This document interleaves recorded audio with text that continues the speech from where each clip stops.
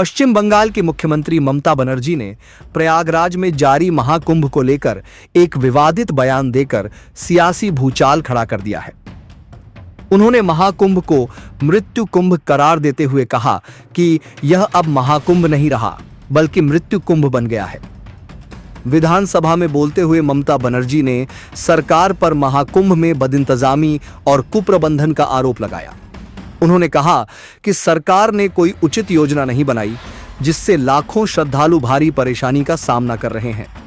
ममता बनर्जी के इस बयान के बाद राजनीतिक गलियारों में हलचल मच गई। सत्ता पक्ष के नेता इस बयान की कड़ी निंदा कर रहे हैं, वहीं साधु संतों की ओर से भी तीखी प्रतिक्रियाएं सामने आ रही हैं। जगतगुरु शंकराचार्य स्वामी अविमुक्तेश्वरानंद सरस्वती महाराज ने भी कुंभ मेले के इंतजामों पर सवाल उठाते हुए कहा, 300 किलोमीटर लंबा ट्रैफिक जाम था, क्या यह कुप्रबंधन नहीं है? लोगों को 25 से 30 किलोमीटर पैदल चलने के लिए मजबूर होना पड़ा। नहाने के लिए जो पानी आ रहा है वह सीवेज के पानी में मिला हुआ है, जिसे वैज्ञानिक भी नहाने योग्य नहीं मानते। फिर भी सरकार करोड़ों लोगों को इसमें स्नान करने के लिए बाध्य कर रही है। उन्होंने आगे कहा, सरकार को 12 साल पहले ही पता था कि कुंभ मेला लगेगा, फिर इसके लिए पहले से कोई ठोस योजना क्यों नहीं बनाई गई? जब भीड़ इतनी अधिक होगी और जगह सीमित है तो इसके लिए रणनीति बनानी चाहिए थी, लेकिन सरकार ने केवल झूठा प्रचार किया। 144 साल की ऐतिहासिक बात झूठी निकली। यहां भीड़ प्रबंधन पूरी तरह से फेल हो गया। शंकराचार्य ने सरकार पर यह भी आरोप लगाया कि जब लोग हादसों में मारे गए तो सरकार ने इसे छिपाने की कोशिश की, जो एक गंभीर अपराध है।